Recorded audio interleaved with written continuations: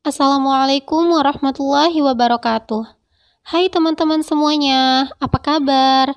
Kembali lagi bersama saya Khairun Nisa dari jurusan Tadris Bahasa Inggris, Fakultas Tarbiyah dan Keguruan, kelompok 40 Kukerta Daring UIN Sultan Maulana Hasanuddin Banten. Nah, teman-teman, seiring berjalannya waktu, ternyata virus COVID-19 yang terjadi di seluruh dunia, terutama Indonesia ini, kondisinya semakin memburuk. Jumlah pasien yang positif setiap harinya selalu bertambah, begitupun dengan angka kematiannya. Hal ini membuat resah masyarakat sehingga pemerintah memberlakukan physical distancing secara besar-besaran. Dan tentu, hal ini mempengaruhi berbagai bidang dalam aspek kehidupan kita, salah satunya yaitu di bidang pendidikan. Pemerintah sendiri telah memerintahkan seluruh sekolah dan universitas untuk diadakannya belajar daring yang cukup dilakukan dari rumah dalam rangka physical distancing untuk memutus rantai virus COVID-19 ini. Kegiatan belajar daring ini pun sudah berjalan sejak sekitar bulan Maret hingga saat ini. Ada berbagai macam pro dan kontra terkait sistem pembelajaran daring ini, dan tentu kegiatan belajar daring pun memiliki efek positif dan juga negatif. Namun, tahukah teman-teman, jika belajar daring ini memiliki banyak manfaat yang tidak kita ketahui? Maka dari itu, di sini saya akan berbagi sedikit pada teman-teman tentang manfaat belajar daring dalam video ini dengan judul "Mengapa Belajar Daring?" Yuk kita simak bersama. Nah, teman-teman, di sini saya akan membagikan 4 poin untuk alasan sekaligus manfaat mengapa belajar daring. Poin pertama yaitu fleksibel. Fleksibel di sini artinya kita bisa belajar dimanapun kita mau. Karena belajar daring saat ini dilakukan di rumah, maka kita bisa belajar di kamar kita sambil sedikit bersantai, ataupun bisa juga duduk manis di sofa sambil tetap memantau gadget dan komputer kita ya. Dan dalam poin ini juga berarti kita bisa mengakses pembelajaran daring dimanapun kita mau selama ada koneksi internet tentunya. Poin kedua, lebih hemat.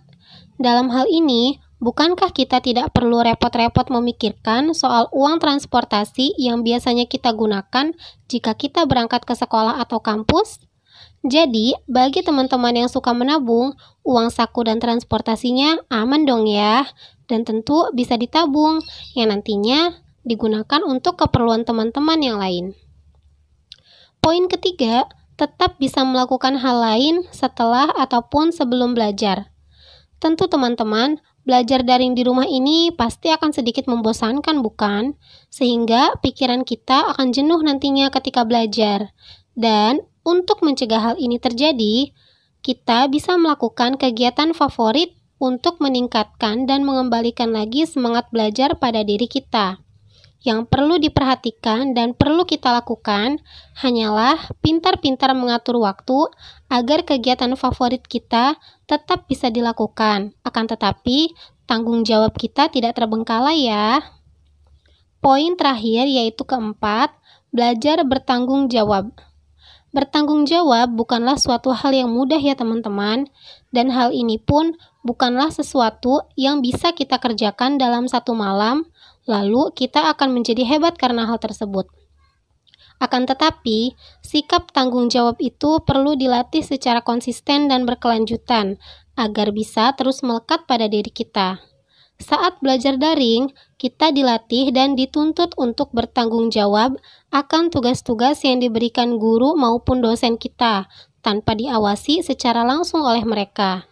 Nah, dari hal inilah tanggung jawab yang ada pada diri kita bisa dinilai. Itu dia teman-teman, alasan serta manfaat dari belajar daring.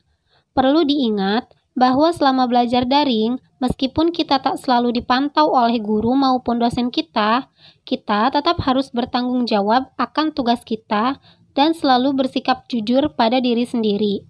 Jangan sampai ketika belajar dan ujian daring dilakukan di rumah, kita bisa melakukan apapun yang kita mau tanpa memperdulikan baik dan buruknya. Dan juga, Meski belajar daring, tetap jaga kesopanan dan kesantunan kita pada guru ataupun dosen kita ya.